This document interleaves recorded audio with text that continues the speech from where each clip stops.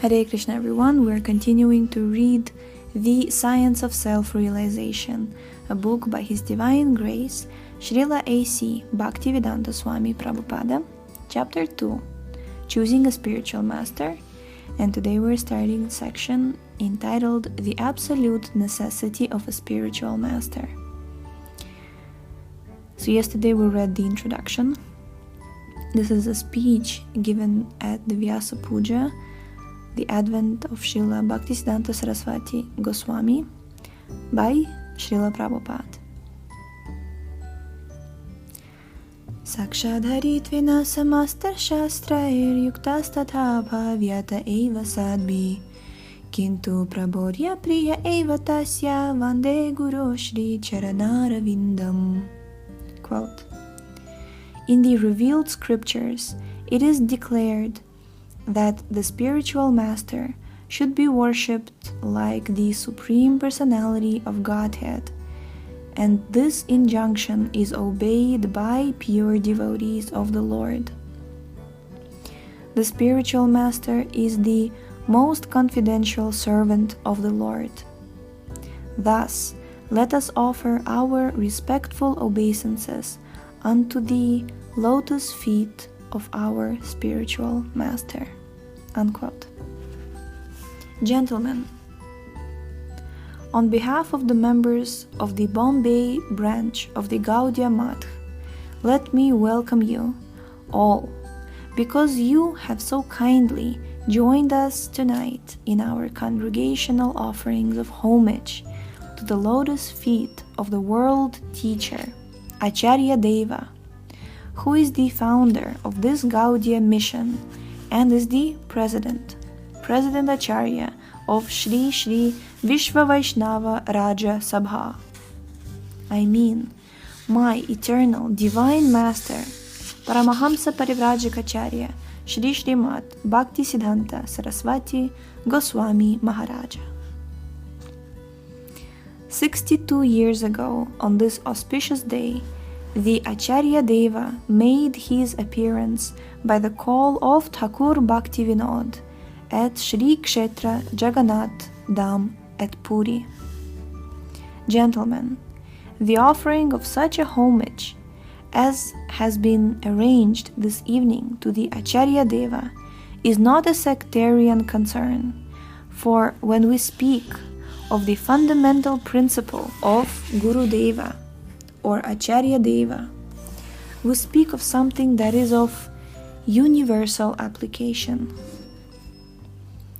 There does not arise any question of discriminating my Guru from yours or anyone else's. There is only one Guru, who appears in an infinity of forms to teach you, me, and all others. The Guru or Acharya Deva, as we learn from the bona fide scriptures, delivers the message of the absolute world, the transcendental abode of the absolute personality, where everything non-differentially serves the absolute truth. We have heard so many times, Mahajano yena gata sapanta. Quote, traverse the trail which your previous Acharya has passed. Unquote. But we have hardly tried to understand the real purport of this shloka. If we scrutinizingly study this proposition, we understand that the Mahajana is one, and the royal road to the transcendental world is also one. In the Mundaka Upanishad 1.2.12, it is said, Tadvigyanartham sagurum evabhigached samit pani shrotriyam brahmanishtham. Quote, in order to learn the transcendental science, one must approach the bona fide spiritual master in disciplic succession, who is fixed in the absolute truth. Unquote. Thus, it has been enjoined herewith that in order to receive that transcendental knowledge, one must approach the Guru. Therefore, if the absolute truth is one, about which we think there is no difference of opinion, the Guru also cannot be two. The Acharya Deva for whom we have assembled tonight to offer our humble homage is not the Guru of a sectarian institution or one out of many different exponents of the truth. On the contrary, he is the Jagat Guru, or the Guru of all of us. The only difference is that some obey him wholeheartedly, while others do not obey him directly. In the Srimad Bhagavatam 11.17.27 it is said, Acharyam mam vijaniyan navamanyeta karhichit namartya budhya suyeta sarva deva mayo guru. Quote, one should understand the spiritual master to be as good as I am, said the blessed Lord.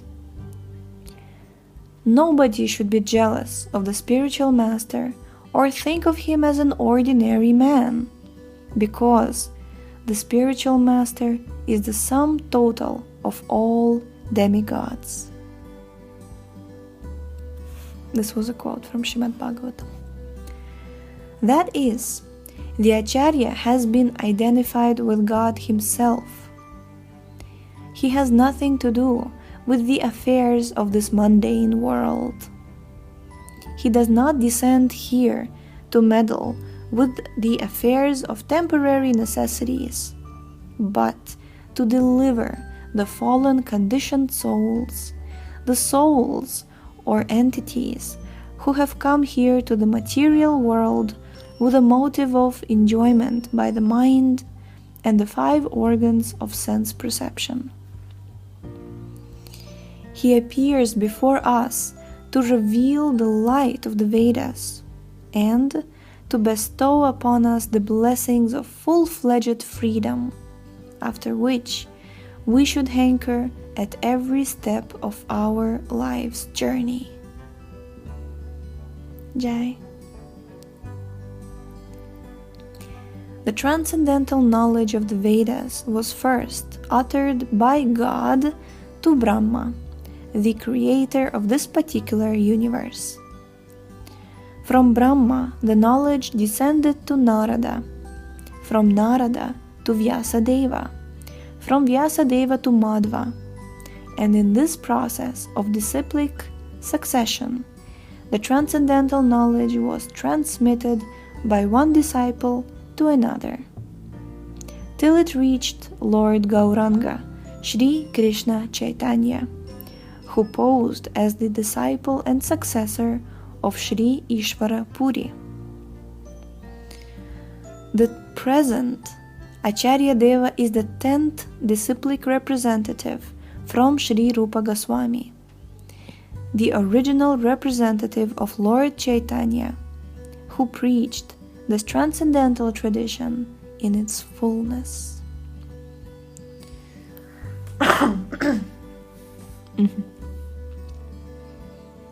The knowledge that we receive from our Acharya Deva, from our Guru Deva, is not different from that imparted by God Himself, and the succession of the Acharyas in the preceptorial line of Brahma.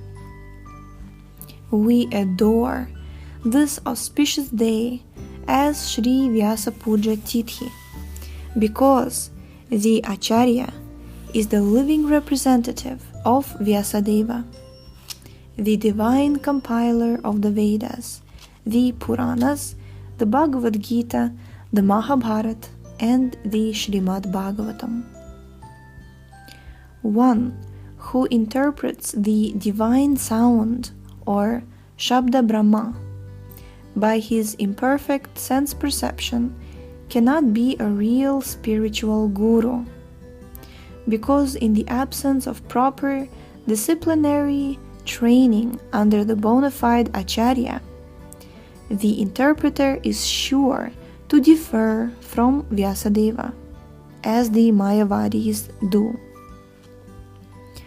Srila Vyasadeva is the prime authority of Vedic revelation, and therefore such an irrelevant interpreter cannot be accepted as the guru or acharya, howsoever equipped he may be with all the acquirements of material knowledge. As it is said in the Padma Purana, Sampradaya vihinaye mantraste nishfalamataha. Quote, unless you are initiated by a bona fide spiritual master in the disciplic succession, the mantra that you might have received is without any effect. Unquote. On the other hand, one who has received the transcendental knowledge by oral reception from the bona fide preceptor in the disciplic chain, and who has sincere regard for the real acharya, must needs be enlightened with the revealed knowledge of the Vedas. But this knowledge is permanently sealed to the cognitive approach of the empiricists. As it is said in the Shvetashvatara Upanishad 6.23, Yasya deve para bhaktir yatha deve tatha gurau tasyaite kathita hyartha prakashante mahatmana. Quote, only unto those great souls who simultaneously have implicit faith in both the Guru and the Lord and the spiritual master, are all the imports of Vedic knowledge automatically revealed.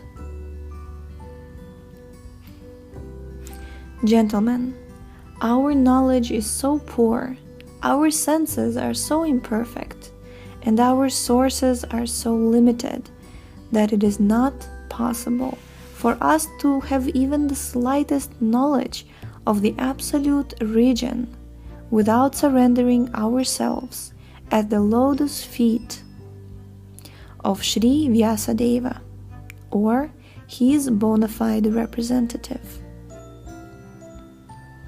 Every moment we are being deceived by the knowledge of our direct perception. It is all the creation or concoction of the mind, which is always deceiving, changing, and flickering.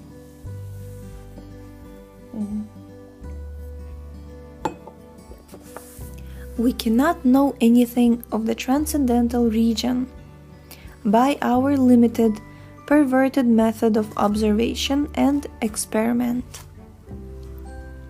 But all of us can lend our eager ears for the oral reception of the transcendental sound transmitted from that region to this through the unadulterated medium of Sri Gurudeva or Sri Vyasadeva. Therefore, gentlemen, we should surrender ourselves today at the feet of the representative of Sri Vyasadeva for the elimination of all our differences bred by our unsubmissive attitude. It is accordingly said in Sri Gita 4.34, Tadvidhi pranipatena pariprashnena sevaya upadekshanti te jnanam jnaninas tattvadarshinaha. Quote, just approach the wise and bona fide spiritual master. Surrender unto him first, and try to understand him by inquiries and service. such a wise, spiritual master will enlighten you with the transcendental knowledge, for he has already known the absolute truth." Unquote. To receive the transcendental knowledge, we must completely surrender ourselves to the real Acharya in a spirit of ardent inquiry and service.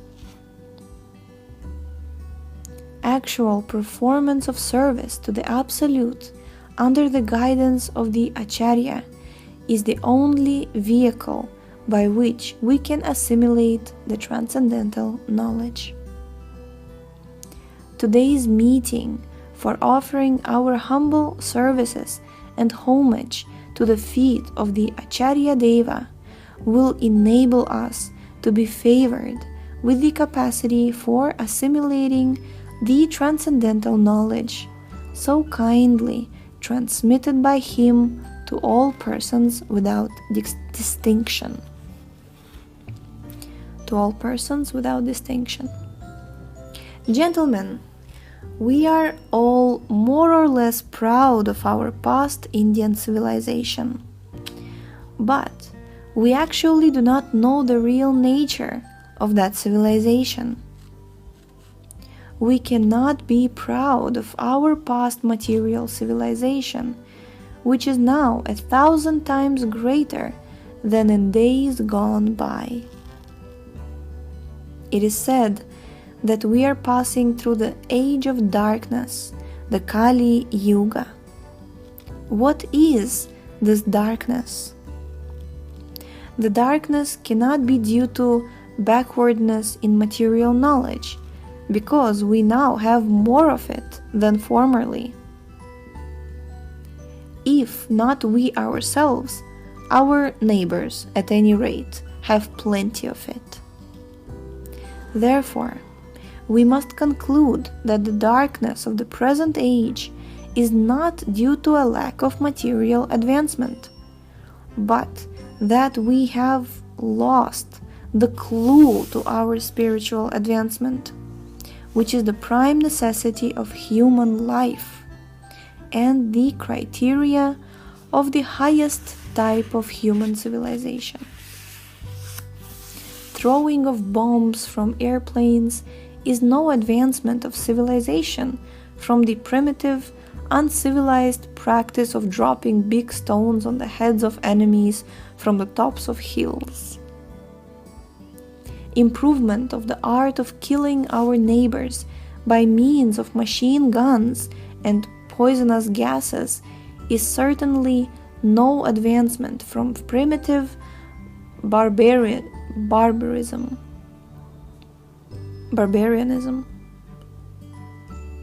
which prided itself on its art of killing by bows and arrows.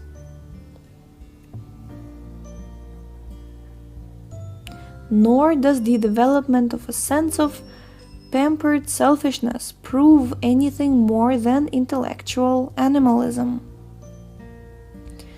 True human civilization is very different from all these states, and therefore, in the Katha Upanishad 1.3.14, there is the emphatic call. Uttishtata jagrata prapya varan nibodata kshurasya dhara nishita duratyaya durgam pathas tatkavayo vadanti. Quote, please wake up and try to understand the boon that you now have in this human form of life. The path of spiritual realization is very difficult. It is sharp, like a razor's edge. That is the opinion of learned, transcendental scholars. Thus, unquote, thus, while others were yet in the womb of historical oblivion, the sages of India had developed a different kind of civilization, which enabled them to know themselves. They had discovered that we are not at all material entities, but that we are all spiritual, permanent, and indestructible servants of the Absolute. But because we have, against our better judgment, chosen to completely identify ourselves with this present material existence, our sufferings have multiplied according to the inexorable law of birth and death, with its consequent diseases and anxieties. These sufferings cannot be really mitigated by any provision of material happiness, because matter and spirit are completely different elements. It is just as if you took an aquatic animal out of water and put it on the land, supplying all manner of happiness possible on land. The deadly sufferings of the animal are not capable of being relieved at all until it is taken out of its foreign environment. Spirit and matter are completely contradictory things. All of us are spiritual entities. We cannot have perfect happiness, which is our birthright, however much we may meddle with the affairs of mundane things. Perfect happiness can be ours only when we are restored to our natural state of spiritual existence. This is the distinctive message of our ancient Indian civilization. This is the message of the Gita. This is the message of the Vedas and the Puranas, and this is the message of all the real Acharyas, including our present Acharya Deva in the line of Lord Chaitanya.